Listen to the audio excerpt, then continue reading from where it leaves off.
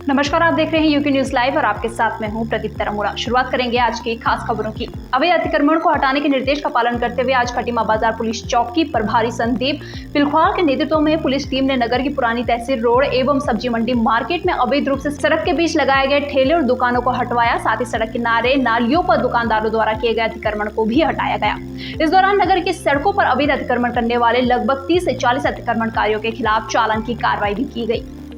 कई संगठनों द्वारा भी हमें शिकायतें की गई हैं एचएम साहब के थ्रू और हमारे ठेकेदार के थ्रू कि खड़ंजा मार्केट, जो खटीमा में खड़ंजा मार्केट है, वहाँ एक तो रोड बड़ा कंजेस्टेड हो जाता है, दुकानदारों ने कई अतिक्रमण किए हुए हैं, जिससे आने जाने वाली महिलाओं और बहनों पर ज़रा छेड़छाड़ की घटनाएं भी होती जा रही हैं।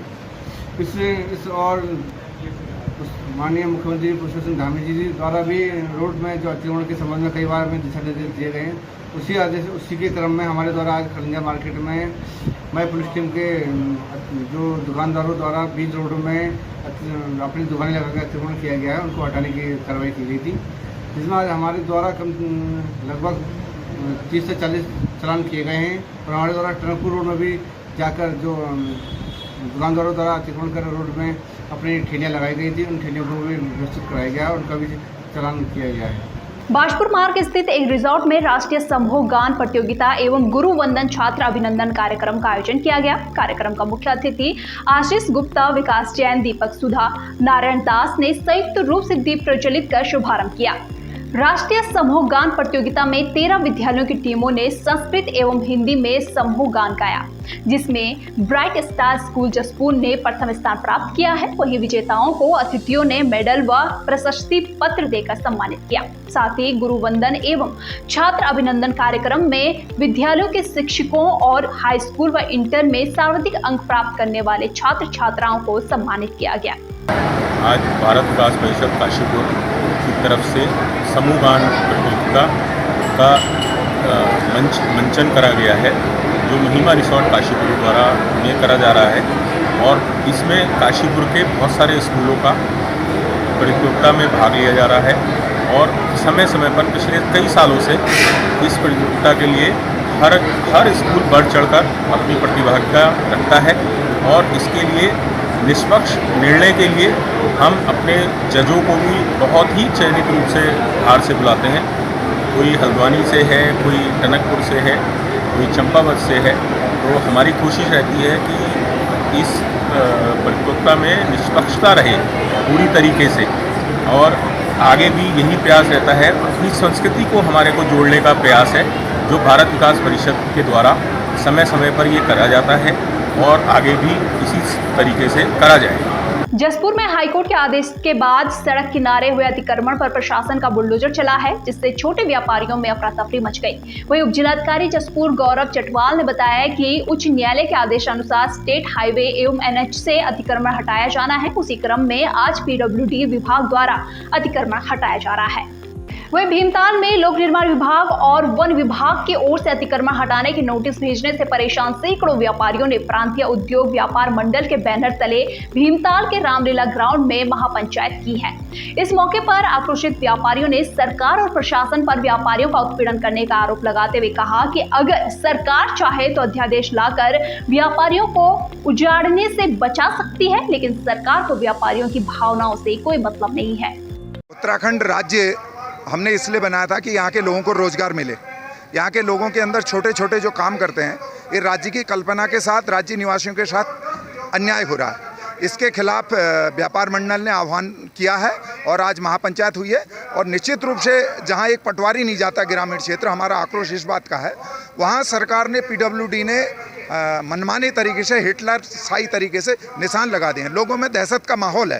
तो निश्चित रूप से इसमें सरकार को राजधर्म का पालन करना चाहिए। कोई भी सरकार जनता के हितों लेके होती है। जब हम शपथ लेते हैं तो उस टाइम हम जनता के हित की शपथ लेते हैं, और आज जनता को उजाड़ा जा रहा है, तो ये अच्छा नहीं है। इसके लिए मुझे ऐसा लगता है कि व्यापार मंडल के निर्देशन में जो लड़ाई लड़ी जाएगी, क्योंकि ये गैर राजनीतिक होगी, और उस लड़ाई में अगर हमको मरना भी पड़े, जेल भी जाना पड़े, तो मैं तो पीछे नहीं हटूंगा सारे भाइयों के साथ, क्योंकि उत्तराखंड के अस्तित्व का सवाल है, उत्तराखंड की अस्मिता का सवाल है। ये एक बहुत बड़ा आंदोलन का स्वरूप यहाँ पर लेने जा रहा है। भीमताल में जो महापंचायत हुई है, ये हमारे एक नई दिशा व्यापारियों की दिखाएगी। और हम सरकार को स्पष्ट रूप से चेतावनी देते हैं कि व्यापारियों को इतने हल्के में न लें। व्यापारी इस समय आज से नहीं, बहुत पुरातन काल से रीढ़ की हड्डी की तरह सरकार का साथ देता है और सरकार की अर्थव्यवस्था चलाने में हमारे व्यापारियों को बहुत बड़ा योगदान है। लेकिन जिस प्रकार से सरकार आज अतिक्रमण के नाम पर व्यापारियों को उजाड़ने का एक क्रम चला रही है, वो सरासर निंदनीय है। तो इसके लिए हम लोग पुरजोर एक आंदोलन का स्वरूप यहाँ पर देने जा रहे हैं। अभी इसमें महापंचायत में बैठ के बात होगी और उसके बाद हमारा अगला जो है कार्यक्रम, हम इसकी घोषणा तभी करेंगे जब हम पूरा प्रदेश की कार्यकारिणी का इसमें निर्णय हो जाएगा।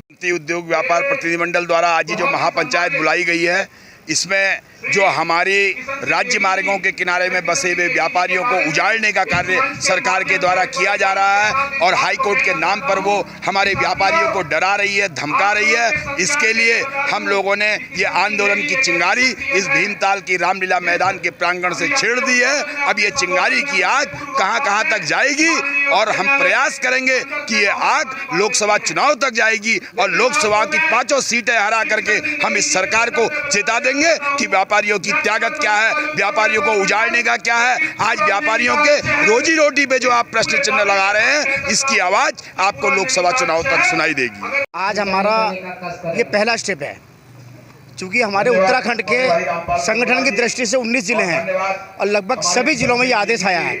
तो हमें पहला जो आगाज हुआ है वो नैनीताल जिले से हुआ है, भीमताल की रामलीला मैदान से शुरू हुआ है और हमारी लगभग 25 इकाइयाँ नैनीताल जिले में है।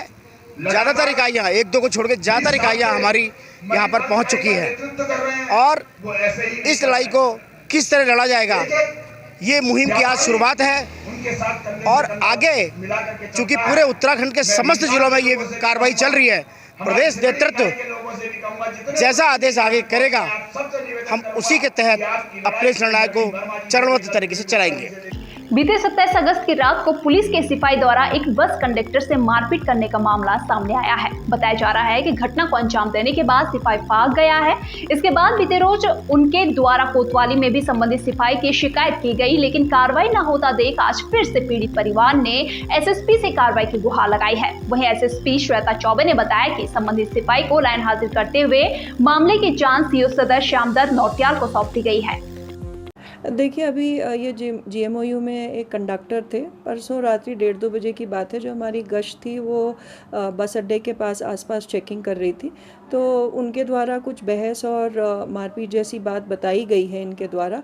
तो उसमें मेरे द्वारा जो जांच है इसकी, इस पूरे प्रकरण की, वो CO पौड़ी को दी गई है और इसके अलावा जो संबंधित कर्मचारी जिसके लिए बताया जा रहा है उसको लाइन हाजिर कर दिया गया है। है कि हमारा परिचालक है सोहन सिंह, जिसको जो है 27 तारीख की रात 1:30 बजे एक पुलिस वाला घुसा और बुरी तरह उसकी पिटाई कर दी और वो चलने फिरने में भी सक्षम नहीं है, जिसके लिए उनके घर परिवार के लोग आए हुए हैं और हमारे GMOU की ओर से हमारे एक बाबू हैं वो SSP साहब से मिलने जा रहे हैं ताकि उन्हें न्याय मिले। हाँ जी, मैं बाथरूम आया था 28 तारीख शाम को 1:30 बजे। मैं अपनी गाड़ी में बैठा हुआ था, बाथरूम आया। जैसे ही बाथरूम करके अंदर गया, पुलिस वाले जो ड्यूटी पे तैनात है वो आए गाड़ी पे। उन्होंने दरवाज़ा ज़बरदस्ती मेरे से खुलवाया। उसके बाद अभी वो लगा रहे हैं कि यहाँ कोई लेडीज़ बैठी हुई है, हमको अंदर देखने दे। उसके बाद पहले होमगार्ड वाला आया, मैंने नहीं खोला। फिर जब खोला नहीं तब दोनों आए, दोनों ने दरवाज़ा बचोला। तब मेरे को वो लेडीज़ का वो लगाया उन्होंने आरोप। उसके बाद तब मैंने दरवाज़ा खोला। जैसे ही दरवाज़ा खोला, दोनों ने मेरे को बाहर खींचा और हाथापाई करने लगे। तराई पूर्वी वन प्रभाग के खटीमा सब डिवीजन में स्थित सुरई वन रेंज से लगे सीमांत ग्रामीण क्षेत्र में बढ़ती वन्यजीव संघर्ष की घटनाओं को देखते हुए एवं बीते रोज बाघ द्वारा एक व्यक्ति को फिर शिकार बनाए जाने की घटना के बाद वन विभाग की टीम सक्रिय हो गई है। बाघ की सक्रियता एवं व्यवहार को समझने के लिए बीते दिन बाघ द्वारा किए गए हमले की जगह पर वन क्षेत्राधिकारी राजेंद्र सिंह मंडराल की टीम ने बायोलॉजिस्ट डॉक्टर प्रशांत कुमार के साथ गहन निरीक्षण किया। इस दौरान हमलावर बाघ के पद चिन्हों को भी फॉरेंसिक टीम के द्वारा संकलित किया गया है। सुरई रेंज के अंतर्गत जो बीते दिनों मानव वन्यजीव संघर्ष की घटना हुई, उसके चलते वन क्षेत्र अधिकारी सुरई के नेतृत्व में गठित टीम द्वारा स्थानीय जो ग्रामीण क्षेत्र हैं उनमें बीते दिवस में मुनादी करवाई और सभी ग्रामीणों को पुनः जागरूकता अभियान चलाकर अनुरोध किया गया कि वन क्षेत्र में अनावश्यक रूप से प्रवेश न करें और वन्यजीव है उसकी तलाश में भी और उसकी ढूंढ खोज, ताकि उसकी स्थिति का जायजा लिया जा सके। इस संबंध में जो वेस्टर्न सर्किल के बायोलॉजिस्ट हैं उनके नेतृत्व में एक टीम गठित करते हुए बाघ के पगमार्क एकत्रित करना और ट्रेसिंग की कार्रवाई की गई। पुनः वन विभाग स्थानीय लोगों से अपील करता है कि वन क्षेत्र में अनावश्यक रूप से प्रवेश न करें और विशेषकर जो हमारे सटे हुए क्षेत्र हैं सुरई रेंज के, यथासंभव आप जो ऊर्जा के वैकल्पिक स्रोत हैं उनका इस्तेमाल करें। वन क्षेत्र में निर्भरता कम करके ही इस समस्या का समाधान किया जा सकता है। रुड़की के झबरेड़ा थाना क्षेत्र में आज मोटरसाइकिल और ट्रैक्टर की जोरदार भिड़ंत हो गई। वहीं इस सड़क हादसे में बाइक सवार पति पत्नी और उनके एक बच्चे की मौत हो गई है।